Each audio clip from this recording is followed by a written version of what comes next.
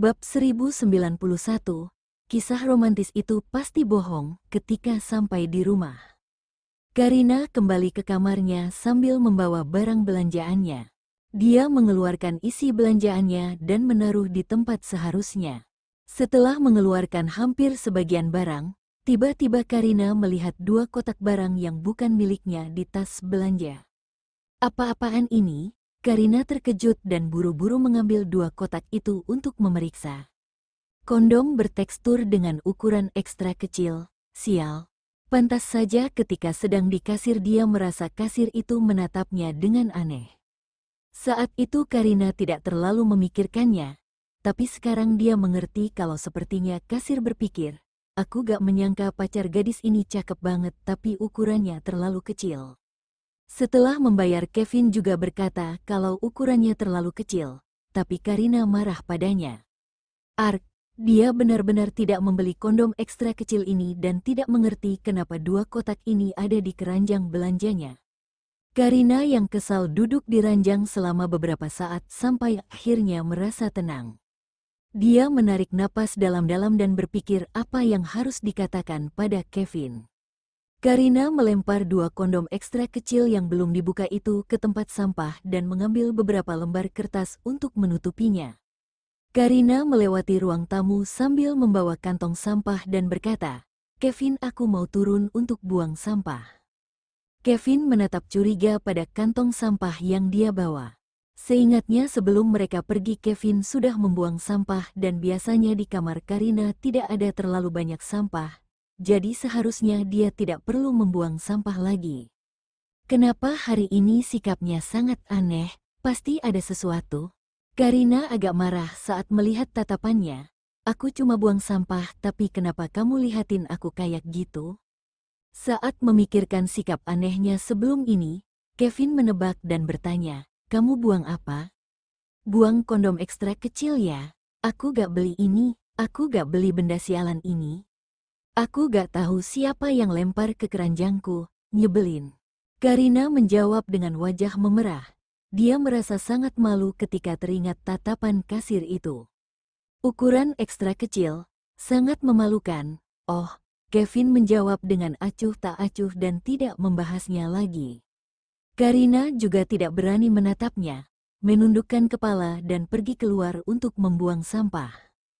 Ketika kembali dari membuang sampah, Kevin sudah tidak lagi berada di ruang tamu dan terdengar suara dari dapur. Karina menduga kalau Kevin sedang menyiapkan makan malam.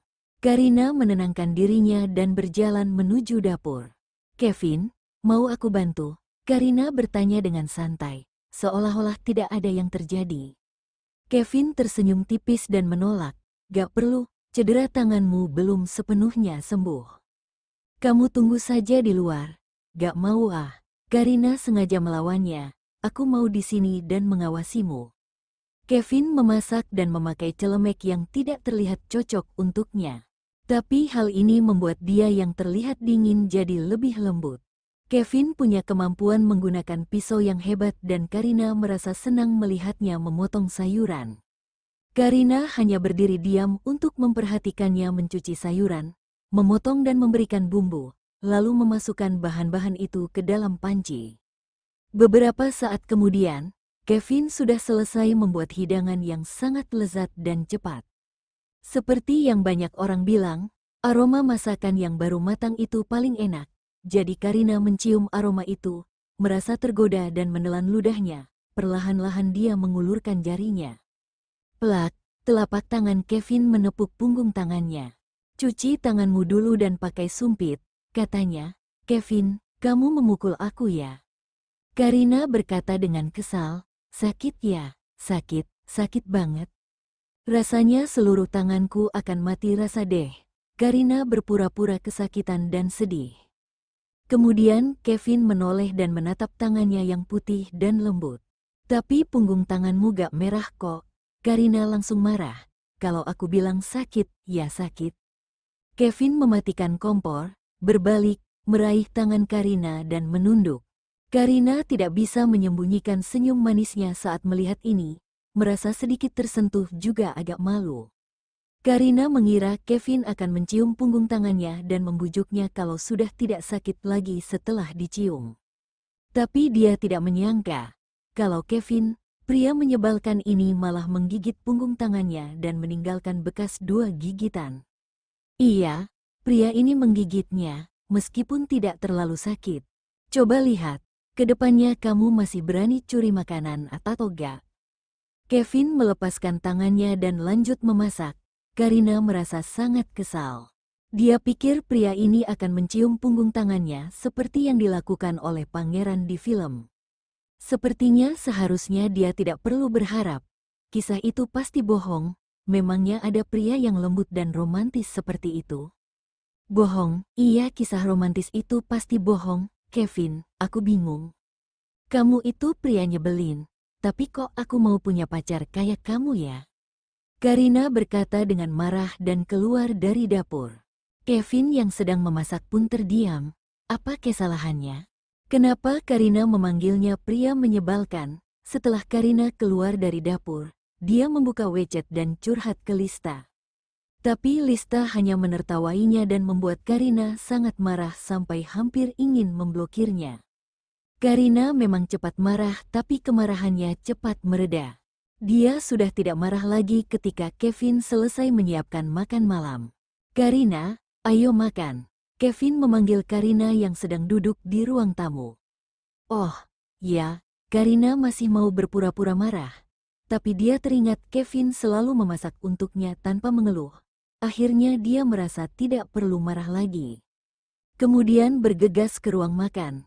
Kevin diam-diam memperhatikannya selama beberapa detik dan tidak melihat kalau dia marah. Sepertinya Karina sudah tidak marah lagi setelah Kevin menggigitnya barusan. Dia berpikir dalam hati, pacarku imut banget, terlalu mudah dibujuk dan sudah gak marah lagi saat diajak makan. Kedepannya dia akan sering membuat masakan yang enak. Kedua orang itu makan malam dan mengobrol tentang banyak hal. Mereka juga sudah membeli mesin pencuci piring. Setelah selesai makan, Kevin tahu kalau cedera tangan Karina belum sembuh dan berinisiatif untuk membersihkan piring lalu memasukkannya ke dalam mesin cuci piring. Sementara itu Karina duduk di sofa dan bermain dengan kucingnya. Tadi sore mereka berdua pergi ke supermarket dan setelah kembali Kevin belum sempat membereskan barang-barang lainnya dan hanya menaruhnya di meja ruang tamu. Karina langsung duduk dan ingin melihat apa yang dibeli Kevin. Begitu membuka tas belanja, dia melihat ada 3 kotak. Bab 1092. Bukannya aku sudah buang benda itu? Kevin keluar setelah membersihkan dapur. Dia melihat Karina sedang mengobrak-abrik tas belanja dan bertanya, "Karina, kamu lagi cari apa?" Hah, untuk sesaat Karina merasa bersalah, menarik tangannya dan tidak sengaja tangannya terkait pada kain tas belanja itu sehingga tasnya terjatuh dan barang-barangnya juga. Dia menjawab, "Gak ada kok, aku cuma mau lihat belanjaanmu dan cari makanan. Aku taruh semua camilan di lemari es, ke dapur saja dan cari makanan yang kamu mau. Tapi barusan kamu makan malam dan kalau makan camilan, berat badan bisa bertambah loh. Makan buah saja ya," kata Kevin sambil berjalan. "Oh oke." Karina melirik barang yang jatuh ke lantai dan berkata, "Aku coba cari dulu, kamu yang beresin barang ya." Selesai bicara dia langsung pergi ke dapur tanpa menoleh lagi. Kevin berjongkok dan perlahan mengambil barang-barang di lantai dan memasukkannya lagi ke dalam tas belanja. Dia tertegun sejenak ketika melihat kotak kondom dan dengan santai memasukkannya lagi seolah-olah tidak terjadi apapun. Karina ingin makan buah ceri. Dia bersembunyi di dapur untuk makan ceri yang baru dibeli. Dia lebih suka buah ceri kecil produk lokal. Buah ceri ini berwarna pink, terlihat sangat lembut dan cantik. Karina mencuci buah ceri itu dan keluar dari dapur. Dia melihat Kevin sudah membereskan barang dan membawanya ke kamar. Dia berjalan ke arah sofa, mengambil remote dan menyalakan TV dan duduk di sampingnya. "Kevin, mau?" Karina menaruh piring buah di depannya. "Ya." Kevin hanya menjawab tapi tidak bergerak. Karina sudah makan beberapa buah sambil menonton, tapi pria itu tetap diam. Dia berkata, kayaknya kamu males makan sendiri jadi aku suapin ya. Aku baca katanya banyak cewek suka suapin pacarnya, kata Kevin serius. Karina, dia menatap Kevin selama 10 detik, berbalik dan mendengus kesal. Kamu masih mau disuapin? Makan saja sendiri. Karina juga melihat bahwa banyak gadis di internet bicara soal betapa peka, romantis dan lembut pacarnya. Tapi kenyataannya, kenapa Kevin berbeda, selalu membuatnya kesal. Kevin berkata, kita udah pacaran cukup lama tapi kamu belum pernah suapin aku, Karina merasa geli saat mendengar nada seriusnya. Dia berbalik, mengarahkan Cherry ke mulutnya dan berpura-pura galak, cepat makan. Kalau gak mau, aku pukul, Kevin tertawa saat melihat tingkahnya yang lucu. Kamu gak harus terus baca cerita betapa baiknya gadis kepada pacar mereka di internet. Kamu juga harus baca sikap romantis pria pada pacarnya, oke? Karina menegurnya. Kevin berpikir dalam hati, sepertinya belum terlambat buat aku baca itu. Karina memegang piring buah, bersandar pada Kevin dan menonton TV. Sesekali dia akan menyuapi pria itu. Sampai drama selesai, Karina juga sudah menghabiskan buah cerinya. Dia menyerahkan piring itu ke tangan Kevin. Barusan aku cuci ceri dan sekarang kamu yang cuci piring ya. Kita harus bagi tugas. Setelah mengatakan itu Karina menepuk bahu Kevin dengan isyarat petik terbalik kamu harus kerja keras dan kembali ke kamar. Ketika hendak mengambil piyama dan mandi, secara tidak sengaja dia melihat sebuah kotak kecil di lemari samping tempat tidur. Ada sekotak kondom di situ. Karina terkejut, apa-apaan ini? Bukannya dia sudah buang benda ini, kenapa masih ada di kamarnya? Karina bergegas mengambil kotak yang masih baru dan berniat membuangnya. Tapi setelah memperhatikan mereknya, sepertinya ini bukan merek yang dia beli dan berarti pria itu yang membelinya. Karina memperhatikan baik-baik dan ternyata itu kotak kondom ukuran terbesar. Bukan ukuran paling kecil yang tidak sengaja dia beli. Karina menghela nafas lega karena berpikir ada hal mistis yang terjadi. Dia mendengar pintu terbuka dan sangat kaget sehingga langsung melempar barang itu, lalu berjalan ke kamar mandi dengan tergesa-gesa dan malu. Kevin menatap tingkahnya yang aneh tapi tidak bicara dan langsung paham saat melihat kotak yang posisinya sudah berubah. Dia ingin berbicara tapi sekarang Karina sedang berada di kamar mandi, jadi dia perlu menunggu. Kevin tidak suka menunggu giliran untuk mandi dan dia selalu pergi ke kamarnya untuk mandi, lalu kembali lagi ke kamar Karina untuk tidur bersamanya. Malam ini juga sama, Karina berada cukup lama di kamar mandi. Kevin sudah selesai mandi dan kembali ke kamarnya tapi wanita itu belum keluar dari kamar mandi. Akhirnya Karina keluar saat Kevin sedang mengeringkan rambut. Lalu dia berjalan ke meja rias sambil menundukkan kepala karena tidak berani menatap pacarnya. Karina habis mencuci rambut dan Kevin berjalan ke arahnya. Dia ingin membantunya mengeringkan rambut. Karina berkata dengan suara pelan, "Aku bisa sendiri. Tanganmu belum sembuh, duduklah," Kevin berkata dengan tegas. Karina dengan patuh duduk dan tidak bicara lagi.